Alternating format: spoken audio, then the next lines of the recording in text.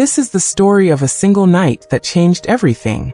We're in Egypt, and an entire nation of people is trapped in brutal slavery. God gives them a set of strange, urgent instructions. Take a spotless lamb, sacrifice it, and mark your doorframes with its blood. Then eat a final meal, ready to leave at a moment's notice. It's a visceral, high-stakes scene.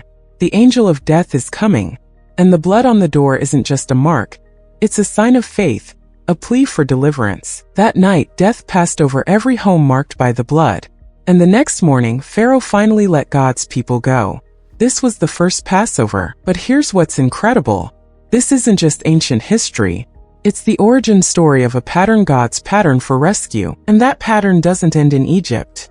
We're going to trace this single story of deliverance, from the pages of Exodus, straight into the heart of the New Testament. Because the thread that starts with a lamb in Egypt leads to a stunning fulfillment that redefines freedom for all of us. So we pick up the thread centuries later, in an upper room in Jerusalem. It's the exact same night, the night of the Passover feast.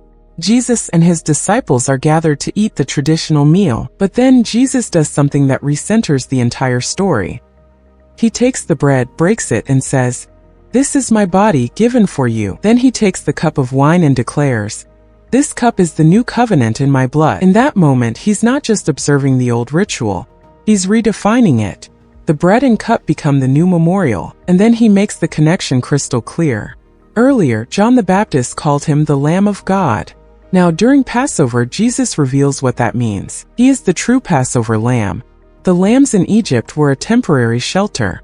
Jesus' sacrifice is the permanent deliverance. The pattern set in Exodus, a lamb, a meal, blood applied for rescue, finds its ultimate, shocking fulfillment here. The focus shifts from physical deliverance from a pharaoh to spiritual deliverance from sin itself. This was God's plan all along.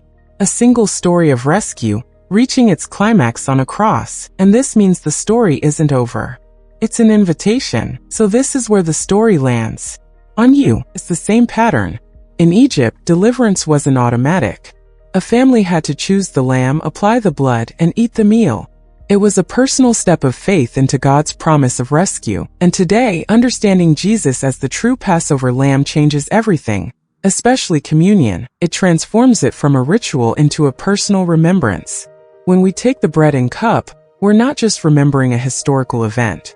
We're declaring, "His body was broken for me. His blood was shed for my deliverance." The thread from Exodus to the cross isn't just ancient history. It's your ongoing story of freedom. God's consistent pattern is rescue. And your place in it starts with a simple personal step of faith, just like applying the blood to the door. That's the takeaway.